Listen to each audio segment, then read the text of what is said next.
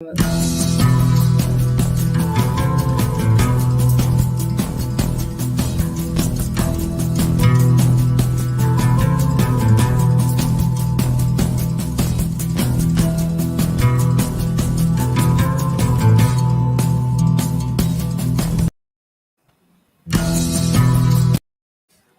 tarde a todos que estão vindo, nos ouvindo. Boa noite, bom dia quem vai nos ver depois. Como sempre, programa ao vivo acontece alguns empecilhos, e aqui com tantas vinhetas novas, né, acabei colocando a do nosso programa de segunda-feira. Mas é um prazer, como sempre, estar com Revolução Literária no ar, junto com Tarsis Prado Júnior, e hoje nosso convidado é Célio Turino, que é historiador, escritor, atua há mais de 30 anos junto a movimentos sociais e culturais. Ele esteve no Ministério da Cultura de 2004 a 2010, quando criou um programa chamado Cultura Viva, que viabilizou a criação de mais de 2.500 pontos de cultura espalhados em mais de 1.000 municípios do Brasil, beneficiando mais de 8 milhões de pessoas e criando 30 mil postos de trabalho. Então, são realmente também trabalhos como esse que a gente tem que relembrar como o Brasil era, o que o Brasil fez nessa época, né, de 2004 a 2010, na época do governo do PT. Mas hoje a gente também vai falar sobre o livro que ele fez, Por Todos os Caminhos, Pontos de Cultura na América Latina. O livro que relata quando o escritor encontrou pela América Latina, em suas viagens, histórias bonitas de comunidades esquecidas nos mais diversos rincões desse nosso vasto continente. Então, o programa vai ser repleto de histórias, de emoção e de cultura.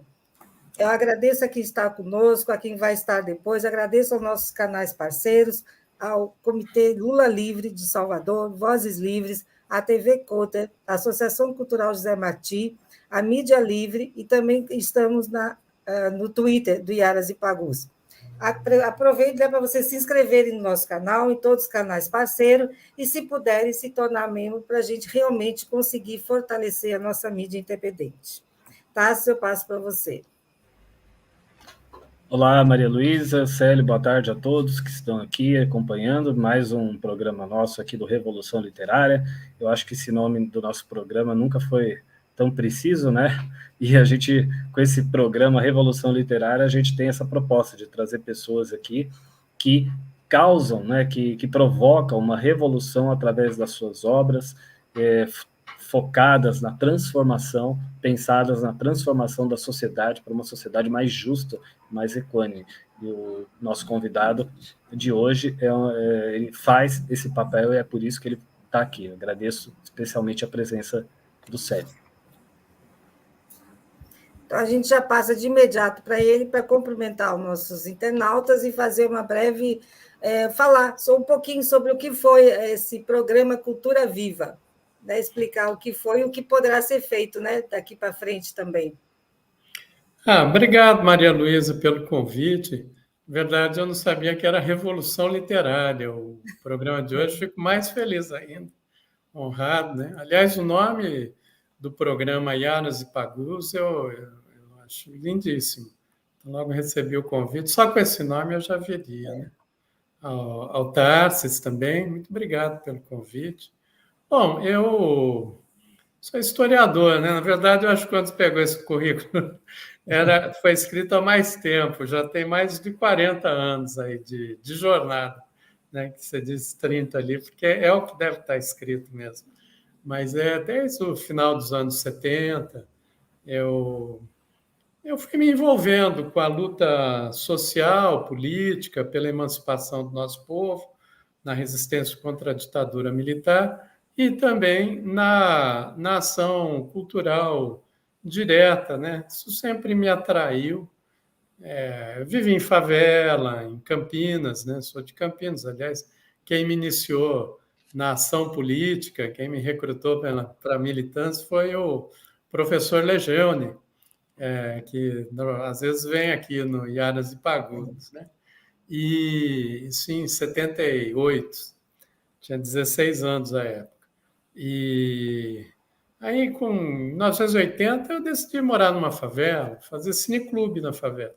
E feiras de arte também, né? Era uma favela que ficava a quem é de Campinas, era próximo do atual shopping Iguatemi, que estava sendo construído, tinha sido recém-inaugurado. Não tinha nem energia elétrica, ela ficava numa floresta de eucaliptos, 420 famílias moravam lá. Tinha um grande líder da favela, o Paulão, que era mestre de viola, de folia de reis também. À época eu era do PCdoB também, e eu acompanhava, ele também era analfabeto, eu que lia para ele, inclusive, e tinha muito interesse. Eu me lembro que eu li 2 vezes para ele o livro O Papel do Trabalho na Transformação do Macaco em Homem. Lia numa praça, li o livro inteiro, em voz alta. E a gente conversava, e depois de um tempo ele pediu para que eu lesse o livro inteirinho do Engels, né? E aí eu levava o projetor do centro acadêmico para passar os filmes, né? Filmes brasileiros, né? Que pegava na Embrafilme, naquela época de rolo de 16 milímetros e tal. E aí ele me vendo um garoto, né? Um rapaz, assim, tá? E não me deixava sair para a noite, né? Era tranquilo ali, mas enfim. E aí eu comecei a ficar e acabei morando lá por praticamente um ano, né?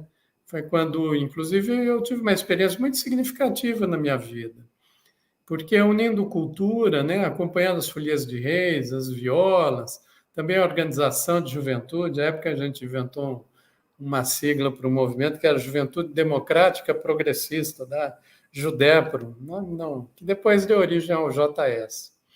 E aí eu organizava o coletivo de jovens também, e uma vez caiu uma árvore, né, de eucalipto, eram troncos grandes, assim, eu gostava dali, pelo cheiro, até hoje eu lembro do som, cheiro do eucalipto, né, e caiu sobre um barraco, né, tem uma família algumas famílias ficaram feridas, houve alguns mortos, aí nós fizemos uma decisão de que iríamos tirar os eucaliptos e fazer a urbanização da favela e vender os eucaliptos, porque eles davam um bom dinheiro. E fizemos isso, né? Isso eu tenho até o número, eram 420 moradias que foram feitas assim. Fizemos olaria lá no meio. Não tinha água, não tinha energia, era tudo com ponto.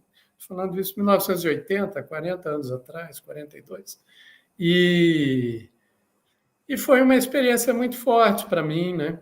Inclusive a postura do Paulão como líder ali da favela, as famílias para a gente fazer a urbanização ali da favela, algumas famílias saíam, iam dormir nos barracos das outras, aí se limpava o terreno, né, de barraco, a gente derrubava os eucaliptos, que eram muito grandes, né?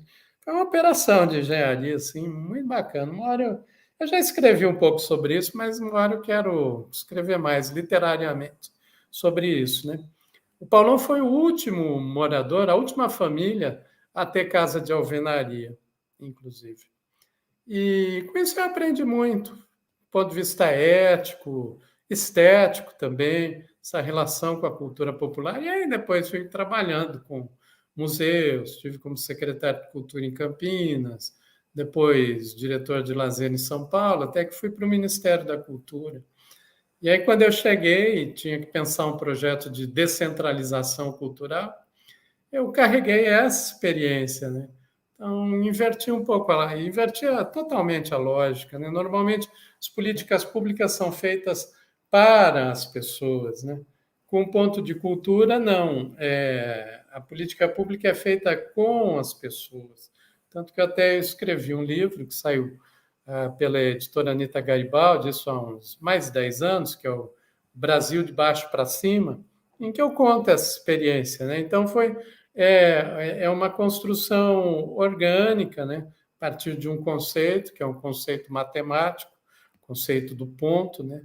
Dá-me um ponto de apoio e uma alavanca e eu moverei o mundo, né? Arquimedes, né? Antiguidade grega, né? Tem 2.500 anos esse conceito matemático, que aí é a inspiração para o conceito de ponto de cultura. Eu acho que isso aconteceu. Então, assim se fez e exatamente pela abstração, a gente foi construindo essa identidade na diversidade, uma série de outros conceitos também, cultura mais natureza, igual a cultura viva, né? Parece uma coisa simples, mas não é, porque a antropologia ocidental, europeia, conceitua cultura como sendo o oposto da natureza, né? Porque a natureza a cultura é o que dá sentido. Então, tudo que não é natureza seria cultura. E numa visão popular, os povos ancestrais têm também, né? Popular, comunitária, ancestral, não é assim. Nós somos natureza. O território nos compõe enquanto cultura também, não é? Não somos só nós que damos sentido ao território, o território dá sentido a nós, o ambiente dá sentido a nós. Daí vem o bem viver, tudo mais. E isso foi sendo praticado no Brasil, depois essa ideia se espalhou por aí, hoje está em muitos países, né? 17 países. E desde 2011 eu fico viajando pela América Latina, a vida acabou me puxando mais para fora do país. Acho que é isso, não sei se eu dei o resumo. Historiador tem mania de puxar lá atrás as coisas. Eu queria até aproveitar e perguntar aqui para você, Célio. Acho que deve ter sido uma experiência, né, muito... uma coisa que um dia eu queria fazer, né, viajar aqui à América Latina para conhecer justamente esses lugares que você certamente viu. Dá uma de diários de motocicleta, né, a viagem famosa lá do Alberto Granado, do Che Guevara, no ano de 52, né, a viagem que o Che se descobre alguém, né, que pode mudar e transformar a América, o mundo, enfim.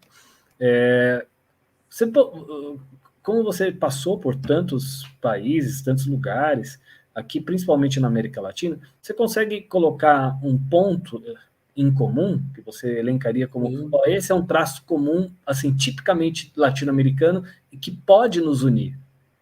Qual que você destacaria? Eu trato até nesse livro, né? Aliás, eu vou fazer o primeiro lançamento presencial, que ele até teve em São Bento de Sapucaí, um lançamento que eu fiz na Serra da Mantiqueira no ano passado. Mas, assim, em São Paulo vai ser o primeiro lançamento que eu vou fazer na Livraria da Vila, em Pinheiros. Mas esse livro, eu trato essas experiências, porque não foi uma viagem só, né? Desde 2011, eu fui sendo convidado por grupos comunitários, governos também. Acho que fiz umas 50 viagens ao longo da década, né? E o que eu gosto mesmo de fazer não é só ir para estar lá com autoridades ou conferências, tal, que também tinha, né? Às vezes era um motivo que me chamavam, mas eu gosto de ir nas comunidades, em aldeias indígenas, em favelas. Perguntar uma favela grande aí, em Lima, Vila Salvador. Estive lá, tenho amigos, tá? México, Salvador, onde for. Eu circulei por aí, né? Aí que esse livro, inclusive, ele foi até... Quem me incentivou a escrevê-lo foi o Papa Francisco, né? Que o Papa, quando ele teve ainda arcebispo lá em Buenos Aires, ele conheceu a experiência dos pontos de cultura, que acabei indo levando, né, para os países a partir de 2010, 11, né?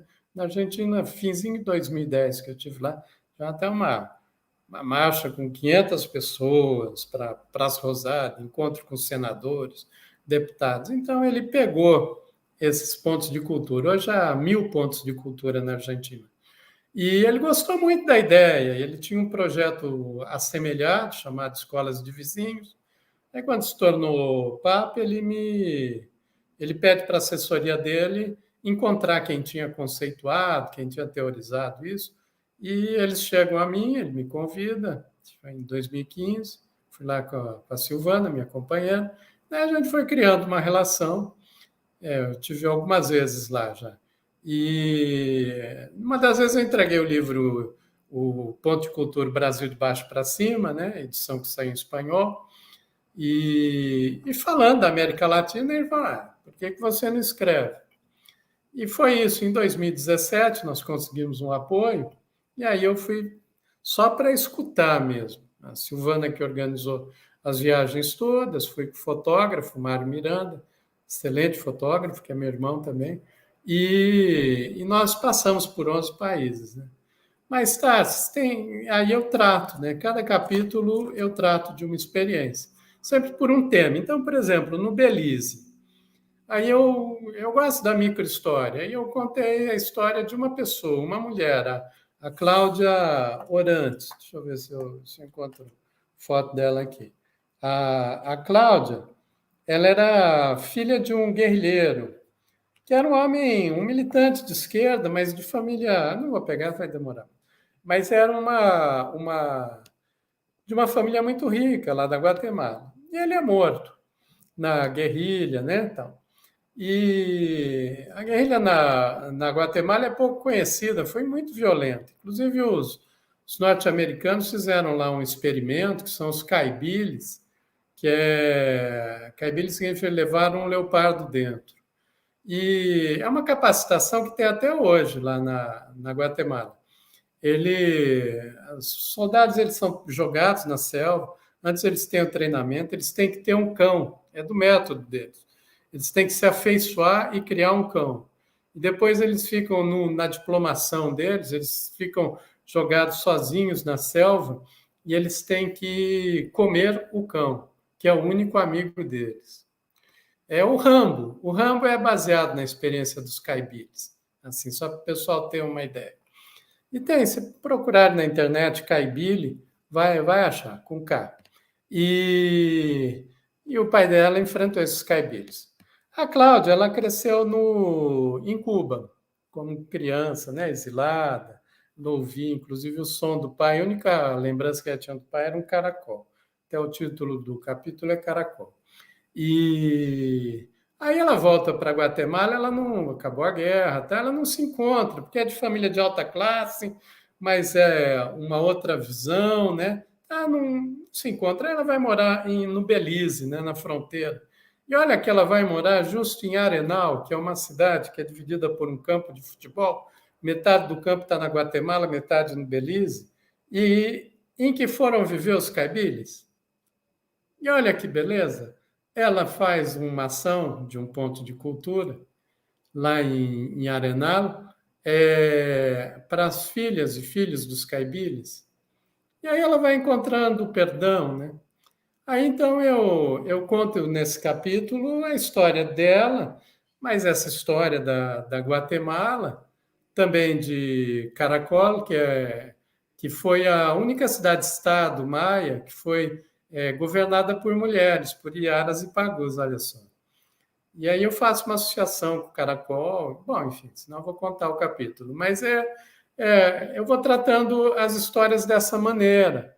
Ou a educação do povo totonaca no México. Os totonaca é um povo, eram conhecidos como os atenienses lá da Mesoamérica, né, antes do Colombo chegar. Tem coisas fantásticas. E aí eles perceberam, hoje eles vivem numa região muito tomada por poços de petróleo, tem inclusive cheiro de enxofre, lá no estado de Veracruz, e viram que o mundo estava muito desigual, assim, desorganizado, e eles não poderiam ter paz se eles não educassem as pessoas do entorno. Eles criaram uma escola totonaca, com a educação totonaca, que é toda baseada no dom, né? Em possibilitar que as pessoas descubram o dom. Eu vou descrevendo essa escola, né? A casa dos avós, que ela é organizada por casas, são 14 casas. Casa dos avós, Casa das Medicinas, Casa do Algodão, da Madeira. E aí as crianças, os jovens vão percorrendo essas casas ao longo aí de 2, 3 anos, e até que eles descobrem a casa que eles querem ficar. Então é a descoberta do dom, né? Porque a pessoa, quando ela não descobre o seu dom, ela não é feliz, né? Eles sabem disso e a gente também deveria saber, mas a nossa educação não é assim, né?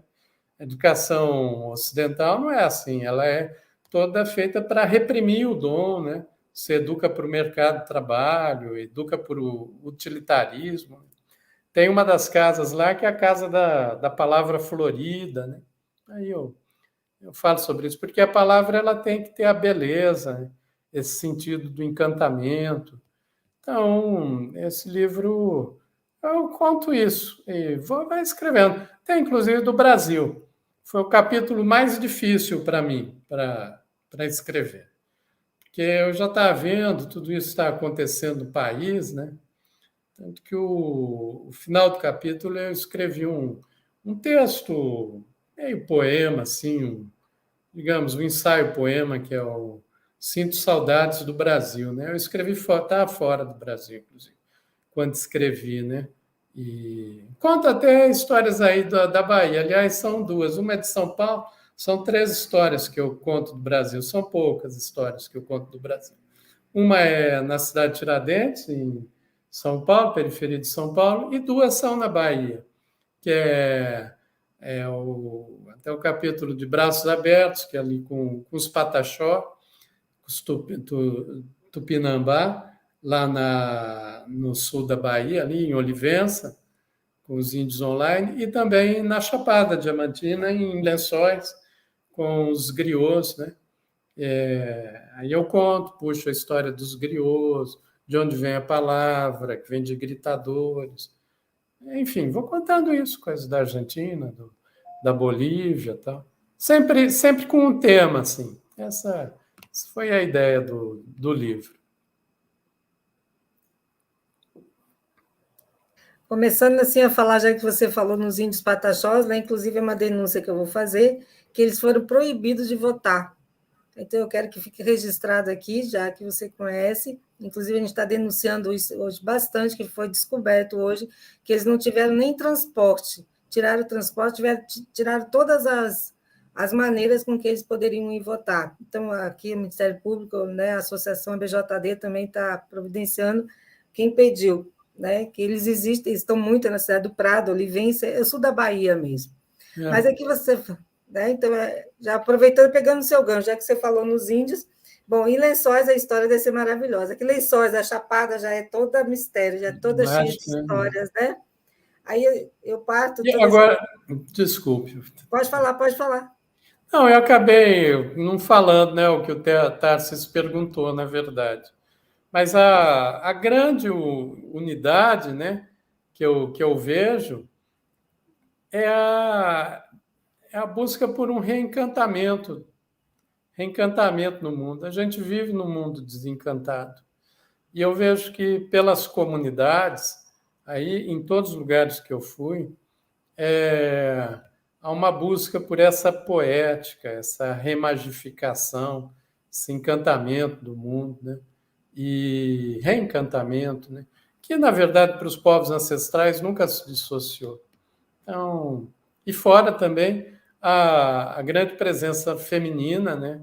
Muito forte. Mesmo os homens, quando são homens ali na frente de alguma ação, eles têm o feminino muito forte. Vi muitos casais também que tocam projetos assim magníficos, né? A ação comunitária, se trabalhar cultura com cozinha, com amparo às pessoas, né? Essa é a unidade que eu vejo na América Latina, que é maravilhosa, né? Começo a nem falar direito espanhol, falar num portunhol, acho que ainda falo portunhol, sei lá, mas é um pouquinho melhor, assim. Mas, enfim, é bom, a gente vai do Rio Grande, né? Lá na fronteira com o Texas, até a Terra do Fogo, e a gente se entende. Não tem nenhum outro lugar do planeta que isso é possível, né? A gente tem uma identidade comum que, para os brasileiros, a gente sempre ficou de costas, né? Desculpa, Maria Lúcia, quando puxou Lençóis, eu falei, puxa vida, não tinha respondido. Tem que falar, né? Lençóis, lembra tudo isso, né? Aí tem essa frase que tem aqui, né, quando fala do seu livro, né? Que por todos os caminhos é uma viagem por pontos de cultura latino-americana, que são espaços de cura social em regiões afetadas pela violência, entretecendo experiências coletivas, valores ancestrais e histórias de vidas singulares numa rede de fraternidade. Mas a minha pergunta agora para ti é direta. No Brasil, hoje, onde os pontos de cultura estão ainda funcionando da mesma maneira como de quando você deixou? Não, da mesma maneira, não. Infelizmente, viu, Maria Luísa, houve muita incompreensão aqui no Brasil. O problema da interrupção com os pontos se deu no governo federal a partir de 2011. Tá? Acho que não é o caso eu aprofundar nisso, mas foi algo que precisa ser depois melhor compreendido. Acredito, inclusive, que muito desse ambiente que a gente foi vivendo de intolerância, ódio, fake news, manipulações todas que graçou no país aí desde 2013, 14, eu acho que a gente tinha inventado a vacina antes de conhecer o vírus, que era o Ponto de Cultura, todos com estúdios multimídia para construção narrativa, muitas rádios comunitárias, rádio com as prostitutas da Bahia, rádio em Heliópolis, muita coisa. E tudo isso já estava em construção para criar um mundo mais conectado com os processos de vida, né? Que é exatamente esse fenômeno do desencantamento do mundo é porque as sociedades elas se descolaram dos processos de vida. E as pessoas, ao se descolarem desses processos, elas ficaram muito suscetíveis ao que depois, né, da última década, aí, essas palavras fake news, pós-verdade. Né? Fake news sempre houve, né? Desde Caim e Abel sempre houve, é mentira. Mas agora ela é amplificada em rede e ela tem esse outro componente que ainda não. Eu vejo que se tratou pouco, né? É disso que eu estou escrevendo até agora, é esse componente do desencantamento, que é ele que torna as pessoas vulneráveis a isso. Né? E tudo isso a gente tinha. Se a gente tivesse seguido com a rede da forma com que ela estava, eu creio que, né, hoje as pessoas falam o vínculo de subjetividade, de afeto, de camadas populares nas periferias, em muitos lugares, está só com essas igrejas aí que disseminam ódios, né, intolerâncias. Né? Pois bem, tinha o Ponto de Cultura que fazia isso de uma outra maneira, inclusive com igrejas cristãs. Lembro de um muito bacana, com batistas, com música, vários com a matriz africana, católicos, sem religião, indígenas, animistas, ou o que for, né? Então, tudo isso a gente conseguia condensar, porque o ponto é o enraizamento da ação no território, que é o que mais falta hoje. Então, hoje não está como daquele momento. Mas só que, como a gente trabalhou muito a questão conceitual de valores, com a Cultura Viva, fizemos muitas teias, encontros, muito fantásticos mesmo. Com 5.000 pessoas, a gente tudo quanto é lugar, redes cineastas indígenas, o que tinha, cabia no Ponto de Cultura. E a gente ia botando junto. E muitos permanecem, se assumem como ponto de cultura. Hoje há 4.500 organizações culturais de base comunitária que se assumem como ponto de cultura. Tem até uma plataforma de autodeclaração. Elas não recebem um recurso, mas algumas recebem, porque nós descentralizamos, então tem município, Niterói, tem alguns municípios do Brasil que seguem, mas outros se assumem pela ação política. Agora, a semana passada teve o encontro, o 5º Congresso Latino-Americano de Pontos de Cultura, lá em Lima, né, no Peru. Até eu lancei meu livro em espanhol lá, que é esse livro aqui, acrescido de uns capítulos sobre o Chile, sobre o Paraguai. E tinha os brasileiros que foram, né, por conta própria, ou nos apoios que conseguem. Né?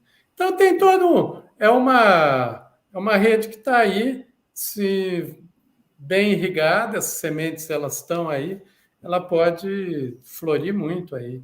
Né? Espero que, com a vitória do presidente Lula, volte com toda a força essa proposta.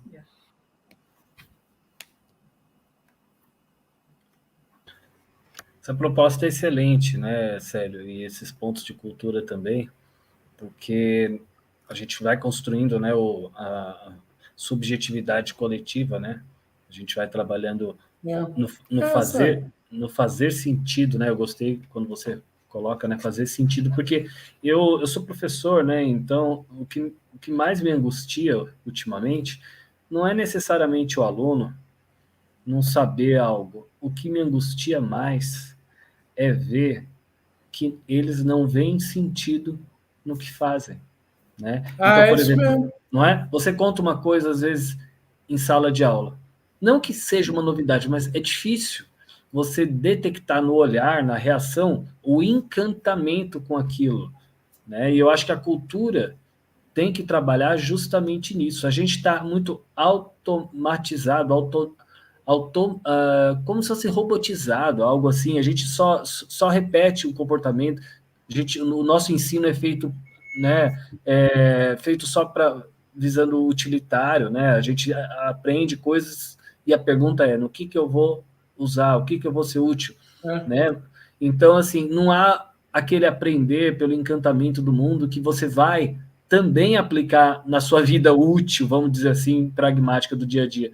Você acha que é nesse sentido que também a cultura pode agir? Você acha que tem esse viés nessa construção e também no combate a uma vida muito cartesiana, muito fria, e que acaba trazendo, né, acaba levando a pessoa, porque é isso que acaba levando a pessoa, a flertar com o fascismo, com esses indivíduos que estão aí, né? O que você pensa disso? Isso é o que você disse, eu concordo totalmente. Esse é a questão do desencantamento do mundo, para mim, é um desafio civilizatório. Se a gente não enfrentar, nós não vamos superar essa crise que a gente está vivendo. Eu até escrevi um artigo na apuração, na madrugada. Tem, se vocês puderem colocar aí para o pessoal que está assistindo, o link, eu escrevi, saiu na revista Fórum, também no Outras Palavras.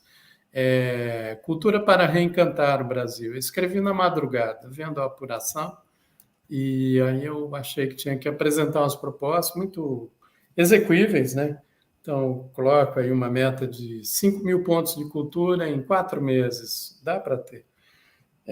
Põe o custo, né? 600 milhões de reais. Também proposta de caravanas de arte e cultura pelo Brasil, 1.000 simultâneas, né? Ao longo do ano, né? Acontecendo, do nome de Caravana Sérgio Manberti, em homenagem ao Manberti, e para pegar todos os municípios do Brasil, envolvendo artistas, todos os lugares, bem inspirado no trem da cultura no tempo do Allende, também uma experiência no governo Roosevelt, no National Arts, mas com esse componente brasileiro, assim, bem intenso mesmo.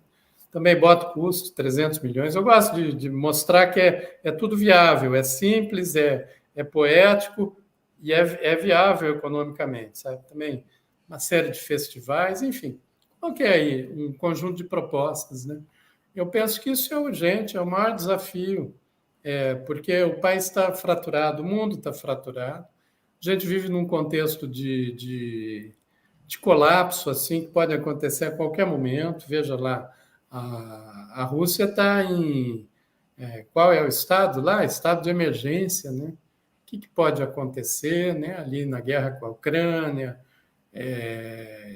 colapso climático, desentendimentos. Veja lá, o governo lá no Reino Unido não durou 2 meses. Então, tá tudo se desfazendo, mas a gente não está conseguindo substituir por algo, né? Nós estamos nesse momento do claro-escuro lá que o Gramsci colocava, né? Muito grande no mundo todo, né? Então, eu vejo que a saída é pela cultura. Às vezes falo isso assim, dá até um desespero, porque eu vejo com tanta clareza que eu não entendo como as pessoas não conseguem ver, às vezes me dá um desespero.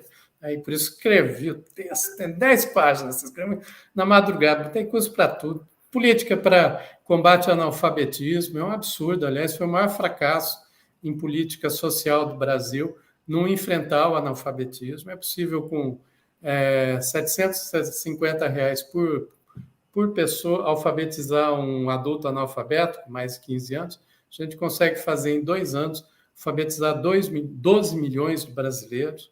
Isso tem um sentido para a nação como um todo, não é só incorporar essas pessoas a esse ambiente. Então, esclareço ali a proposta, pensar a economia por esse sentido do encantamento, para jovens também, uma ideia de agentes jovens da comunidade, que nós fizemos com os pontos de cultura, porque ponto de cultura não é só o ponto de cultura. Cultura Viva envolve um conjunto de ações, griots, economia e saúde, economia viva, enfim. E experimentamos com 11 mil jovens uma bolsa para eles terem trabalhos, aprendizagem e serviços nas comunidades, a partir da cultura. Foi muito bem sucedido. Antes eu tinha feito, até organizei um livro sobre isso, saiu em 2003 pela editora Anita Garibaldi, sistematizando a experiência em São Paulo também, quando eu estive lá. Nós fizemos isso com 5.500 jovens. Agora eu queria propor para 1 milhão de jovens, como agentes jovens da comunidade, um serviço alternativo ao serviço militar, que no final eles, inclusive, pudessem fazer um investimento para a sua comunidade.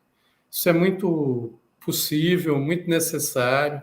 Apresentei esse estudo na Academia de Ciências do Vaticano, a pedido do Papa, em 2016. Depois ele cedeu o Castel Gandolfo, que é o Castelo de Verão dos Papas, para a gente fazer um seminário internacional sobre isso, em 2018. É o que eu me dedico. Talvez agora, tive recentemente no Chile, a convite do governo, também tive na Colômbia, no Paraguai, nem nesses últimos meses. O Petro já declarou que vai fazer isso, criar um serviço alternativo ao militar, comunitário. O Chile talvez faça. E eu gostaria muito que o Brasil abraçasse essa ideia. Não é tão custosa, dá mais ou menos de 8 a 10 bi por ano, mas você veja, estou falando para 1 milhão de jovens no Brasil todo, em organizações comunitárias e tal. E algo que seria muito necessário, porque a juventude não é formar a juventude para o mercado de trabalho, nem para a educação instrumental, que isso até o Milton Santos, aí, baiano, né? O que escreveu, até tem um artigo muito bom dele, dos anos 90, que a gente estava gerando deficientes cívicos, exatamente por essa educação instrumental que você falou. Então, possibilitar que o jovem tenha essa imersão de 1 ano nas comunidades. No fundo, é o que aconteceu comigo, né? Casualidades da vida. Eu tive isso, eu fui um agente jovem da comunidade, na favela do Flamboyant, com o Paulão do Reisado. Com ele eu aprendi, isso me formou, eu sou o que eu fui naquele momento. E todo jovem poderia passar por isso, e isso é muito transformador para a vida de todo mundo. Gostaria muito que o governo, o presidente Lula, encampasse essa proposta, né? E que às vezes o pessoal na campanha, né, eu vejo um pouco, né, que às vezes precisa as pessoas visualizarem o que vem, né? Tem que mostrar isso de uma forma muito clara, né? Então tem que vir, dá para em poucos meses ter aí 1 milhão de jovens, agentes jovens nas comunidades, ter caravana de arte e cultura no Brasil todo, simultâneo, para não deixar um município de fora, para não deixar uma grande área de periferia de fora. Eu demonstro isso, mostro com números, inclusive, como dá. Tem que ter 500 festivais simultâneos nesse país, ao longo de 1 ano, todo ano, porque a gente fala, não tem mais um Chico Buarque, um Gil, um Caetano. Como eles conseguiram ganhar, assim, né, o imaginário nacional? Quantos Chicos, quantos Caetanos? Não estou falando só de música, estou falando de todas as artes, na literatura, nas artes visuais, em tudo, teatro. Quantos não estão por aí, não estão conseguindo aparecer? Então, o país tinha que ser tomado por arte. Eu não vejo outro caminho. E a arte, né? A gente fala de cultura, mas tem que falar de arte também. Porque a arte é, de todas as atividades humanas, aquela habilidade que mais permite que a gente se veja no outro, que a gente pratique, se exercite na alteridade, consiga organizar nossas emoções, nossos sentimentos, até em situações que nós nunca vivenciamos ou vivenciaremos naquela intensidade. Mas pela obra de arte, a gente consegue captar aquela emoção, aquele sentimento, e depois consegue se administrar e não administrar as nossas emoções e não ser presa fácil para esse ambiente das fake news, das mentiraiadas, das manipulações. São coisas que a gente olha, parece até uma imbecilização do mundo, mas é verdade que está havendo essa imbecilização, mas ela ocorre por essa razão instrumental que nos desencantou, que separou arte de técnica. Eu sou descendente de italiano, vivi num bairro proletário em Campinas, a Vila Industrial. Meu avô era confeiteiro, minha avó era costureira. Eu me lembro muito bem que, à época, quando os mais velhos ali se apresentavam, eles sempre perguntavam: qual é a sua arte? Aí alguém fala: eu sou carpinteiro, sou pedreiro, eu sou confeiteiro. A arte é isso, é essa habilidade. E a gente precisa recuperar esse sentido de arte para a própria vida. É isso aí. Mário de Andrade já falava, eu sou fã do Mário de Andrade, assim, até Cultura Viva tem muita inspiração no Mário. Eu até escrevi um livro, foi meu mestrado, que saiu pelo SESC, pelo SENAC e SESC. Vai sair agora a terceira edição. Faz uns 20 anos que era na trilha de Macunaíma, né? Mário de Andrade, no Macunaíma, tem lá a estrela de brilho inútil, né? É uma coisa muito bonita, né? Porque, como os modernistas, eles criam essa ironia, né? Então, a estrela, por mais distante, ela jamais será inútil, né? Porque ela aponta caminhos. Esse é o sentido da arte. Isso é o que o Brasil mais precisa hoje. Tudo mais é secundário para mim. O mais importante é o inútil, que é a arte, que é a cultura, que é o não tangível. Depois tudo vai se resolver, porque as pessoas podem dizer: isso aí não. Caro, difícil, é o que a gente está vivendo. Agora eu vi lá, o Guedes quer desvincular a aposentadoria do salário mínimo, né? Da inflação. Olha só, isso é caro. E as pessoas vão nisso porque acreditar nos absurdos, e elas não olharam isso. O que é caro? Estou dando, então, dado assim, super objetivo, super bruto mesmo. Reservas cambiais do Brasil, 1º de janeiro de 2022, 361 bilhões. Reservas cambiais, 1º de outubro de 22, 10 meses, 326 bilhões. Eles queimaram 35 bilhões de reais, 10% das nossas reservas, em 10 meses, para fazer esse estelionato eleitoral, essa roubalheira toda nas eleições. Estão destruindo o país. Aí é caro um povo que não consegue perceber isso e impedir que isso aconteça.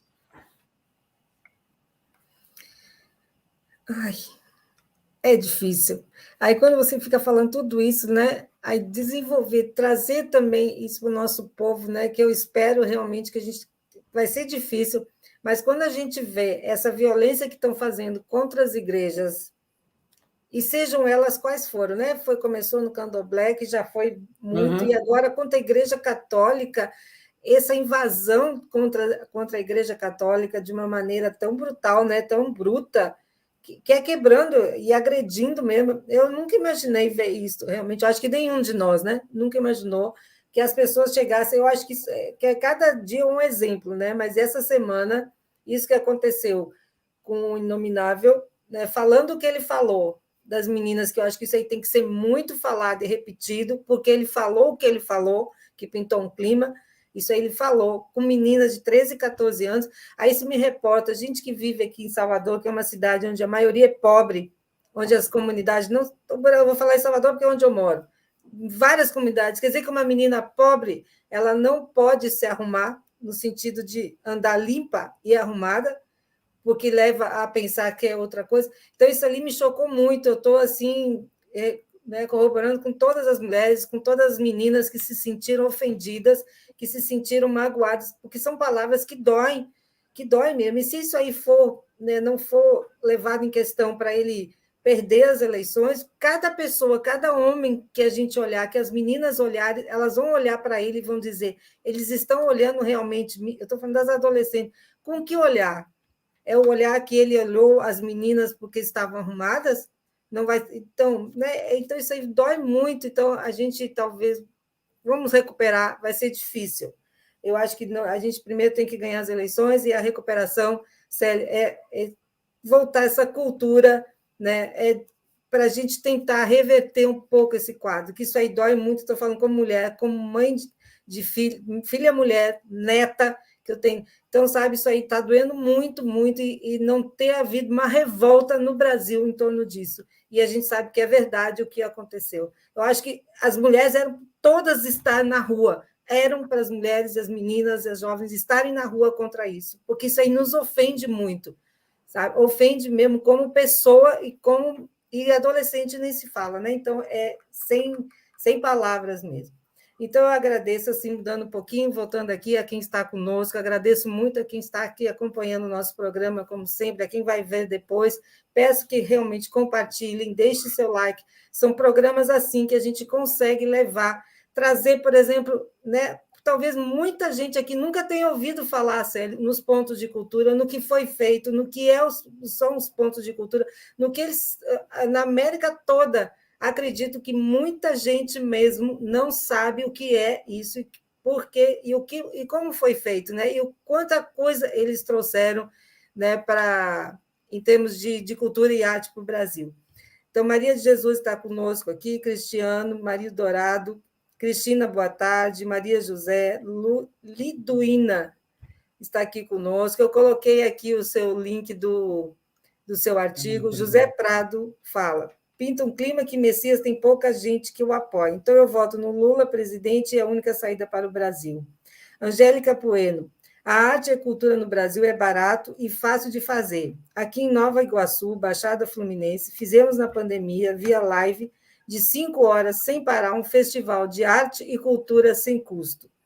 A Angélica está conosco e ela diz: sim, a falta da arte, que infelizmente tomou conta após 2018, nos imbecilizou de verdade.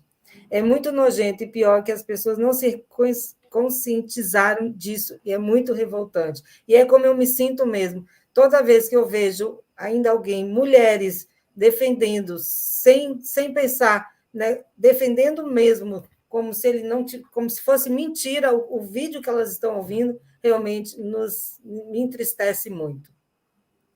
Tassis, eu nem fiz pergunta, não sei se você vai fazer.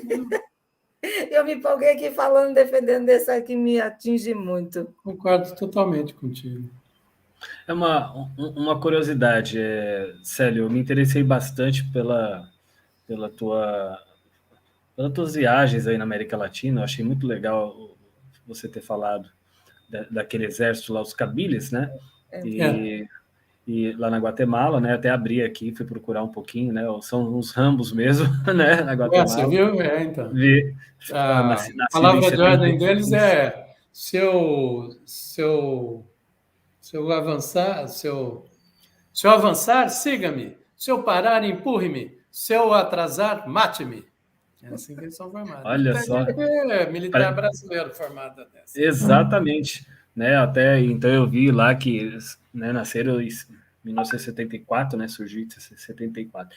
Eu fiquei curioso, só uma coisa, né? A gente já está ao final aqui, mas eu queria. Uma coisa que eu sempre tive curiosidade. Como que tá, né? Porque é o nosso vizinho mais famoso, que a gente mais conversa, mais tem relações, inclusive a gente divide uma usina hidrelétrica, né?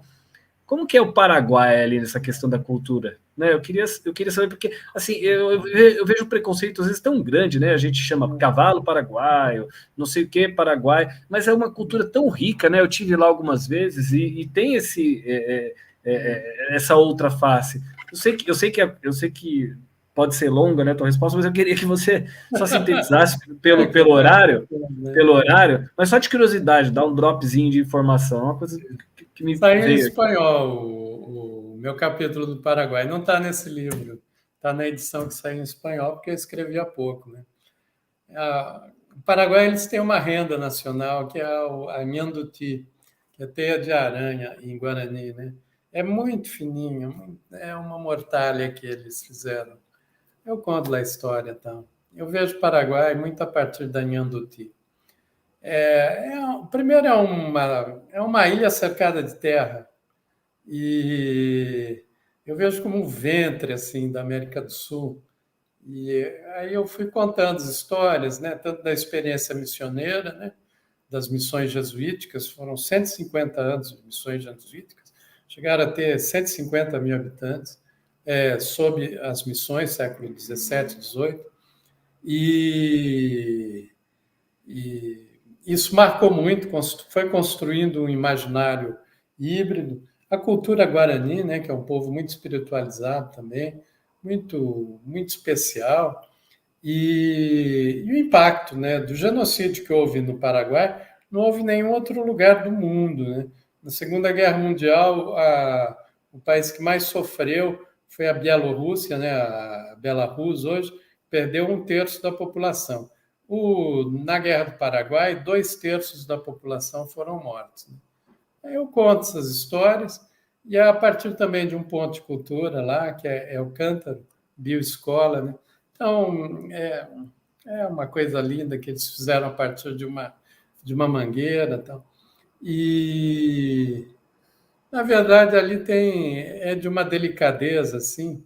No Paraguai, eu encontro esse sentido de cultura como compartilhamento de tempo e espaço, né? Que é um conceito que trabalho. E ali eu pude exemplificar muito. Então, tem que olhar a relação com o barro, né? As criações, que eu não tenho em casa, senão eu ia mostrar umas obras que eu trouxe do Paraguai. O Paraguai precisa ser observado de uma outra maneira, né? É um útero mesmo, ali vai nascer. É que não nasce, a gente não permite que nasça, mas vai nascer algo muito, muito forte. Muito bonito, muito bonito. Quem tiver, procura aí, a Nhanduti, né?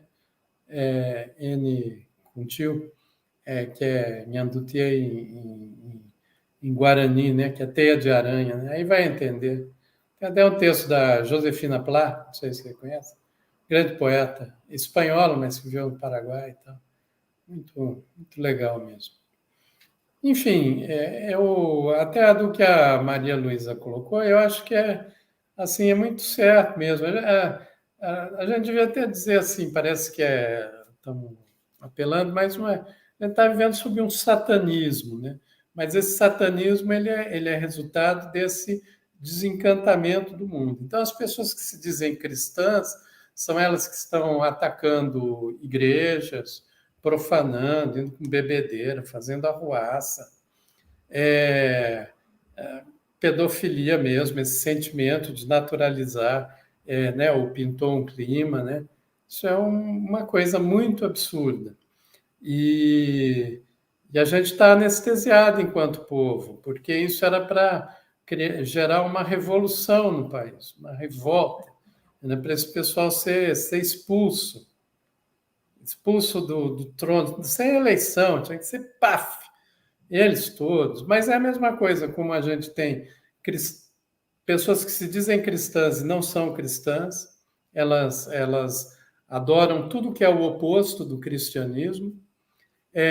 Pessoas que se dizem nacionalistas e odeiam o seu país, são entreguistas, vou começar com boa parte das Forças Armadas, subordinadas aos interesses do Império Norte-Americano, se comportam como os numerais. Numerais era como no Império Romano chamava os soldados bárbaros que eram romanizados, que se colocavam a serviço, porque são numerais, inclusive eram os que iam para morrer mesmo, né? Se comportam assim. Então, tudo isso a gente precisa compreender, mas não adianta, você fala, não adianta, porque é esse fenômeno que ao meu ver, ele tem aí séculos, que é o fenômeno do desencantamento do mundo, também da colonialidade do poder, mas aí a gente não ia ter tempo para tratar aqui, né? Que é também. Então, a gente precisa descolonizar nosso pensamento, precisa despatriarcalizar as nossas relações e desmercantilizar também as relações, porque a gente se coisificou. O patriarcado está na Gênese, eu até fiz Eu gosto de escrever uns textos para um podcast, que é o Musicado História, quem puder acompanha, do Instituto Casa Comum, do qual eu faço parte, né? E entra lá, institutocasacomum.org, e tem também canal no Spotify, no YouTube, e nós temos uma série de história do Brasil, que é um amigo, professor de história, que faz a narração, ele é cantor também, e eu escrevo os textos, né? E nós é uma história das mulheres do Brasil também, E aí o último capítulo foi para falar sobre a criação do patriarcado. O patriarcado está na gênese desse processo de dominação toda, né? E foi a primeira grande subjugação que houve na história da humanidade. E então a chave para a gente sair disso é romper com o patriarcado também. Mas, enfim, aí é um assunto que eu gostaria de tratar um dia. Eu sou homem querendo tratar disso, mas é porque se a gente pensa numa perspectiva da emancipação, não há como chegar ao mundo emancipado sem resolver essas questões. A coisificação, né? A mercantilização das relações, o patriarcado, a colonialidade, da qual o racismo é filho, o racismo é filho do colonialismo e é o pai do capitalismo, né? Até o século XVI nem havia a palavra raça para designar a separação entre humanos. Ela foi introduzida em 1500 e tanto aí, exatamente para justificar o colonialismo, que é pela desumanização das pessoas. Não havia essa classificação. No Egito houve reis, os núbios, né, reis de pele negra, reis de pele parda, né, que eram os do Baixo Egito, os do Alto Egito de pele negra, houve gregos, Cleópatra e tal, assim como em vários lugares, todos os impérios, tal, não havia essa separação. Tanto a palavra mesmo escrava vinha lá do pessoal da Ucrânia, né, do leste da Europa, que eram os eslavos, né, vem de eslavo. Então, não era separado por tez, né, pela pele, ou por essa separação de raça. Era o povo que era subjugado. E isso veio aí do século XVI. Isso eu conto um pouco também, quando eu falo dos griots, conto essas histórias. Histórias, assim, fantásticas que não são fantásticas, né? São histórias do mundo, é como a humanidade se compreende, né? Enfim, acho que é isso aí. Isso aqui que é a teia? A Nhanduti? Essa é uma Nhanduti colorida, olha só que bonita, eu não tinha visto. Veja, ela vai como a renda Tenerife, né? Ela veio da Europa, mas ela lá das Ilhas Canárias, mas ela foi recriada no Paraguai de um jeito pelas mulheres indígenas, assim, que é muito lindo. Na verdade, ela leva o nome Nhanduti porque miticamente assim foi um jovem príncipe, filho do cacique, queria casar com uma princesa, mas aí ele tinha que sair para matar um jaguar, tal, e aí ele desaparece. E anos depois ele é reencontrado, só totalmente trucidado. Trucidado é o termo. Como foi o que aconteceu com o Paraguai com a Guerra do Paraguai? Foi uma nação trucidada. Mas ele estava envolto numa teia de aranha. Aí a noiva dele, ela vê aquela beleza e ela faz a renda, que é a mortalha da Nhanduti. Então, um pouco essa história que eu conto e como uma metáfora do Paraguai, que consegue fazer essa beleza aí, magnífica. Bom, a gente está chegando ao final, né, Tarsis? Nosso programa, mas antes de encerrar, eu quero que você diga, Célio, então, onde é que a gente encontra o teu livro? E eu tenho aqui o cartaz do lançamento dele, que vai ser o presencial, né? O livro agora, segunda-feira, em São Paulo, quem estiver em São Paulo. Até está no meio da campanha, mas ajuda para a campanha também, né? Que já está marcado. E é só pôr pelo nome, por todos os caminhos, e o meu nome, né, Célio Turino. Acha aí nas boas livrarias do ramo, todas. Dá para encontrar. Tem preços variados, assim, mas tá lá. Tem esses outros livros. O Brasil de Baixo para Cima, que é Ponto de Cultura Brasil de Baixo para Cima, eu botei em PDF gratuito. Quem quiser baixar gratuitamente pode também. Também se vende, mas, enfim, acho que a ideia tem que ir para o mundo. Então. E assim vai. Esse aí acha assim. Eu gostaria muito de falar sobre esse livro. Primeira parte do livro é mais conceitual, teórico, fala sobre arte, sobre matemática da vida, sobre cultura do encontro, né? Cultura viva, bem viver, cultura do encontro, tá? As metamorfoses, transformações do mundo. E a segunda parte eu trato, cada capítulo é um conceito geral, como esse que falei do Belize, eu falo sobre o perdão, né, na verdade. Mas é contando a partir da história de uma pessoa. Aí faço a biografia comunitária de Medellín. Medellín é um exemplo fantástico para a redução de violência a partir da cultura, né? Reduzir nenhuma cidade no planeta teve os resultados de Medellín, né? Eu explico por que chegou a isso, conto histórias ali da Argentina, coisas também caminhadas do Papa Francisco, eu sou fã dele. E, assim, ele mostra um pouco a favela em que ele esteve, alguns episódios da vida dele. Então, o livro... São histórias que eu acho que não foram ainda contadas, ouvidas, lugares assim. Eu conheci prisões de crianças que os Estados Unidos fazem na América Central, acordo que o Obama fez com o governo da Guatemala. E aí eu conto lá uma outra história, então, que parece que é tudo... A gente apaga, a gente tem medo de falar disso. Tá? Então, é isso aí. Obrigado, viu?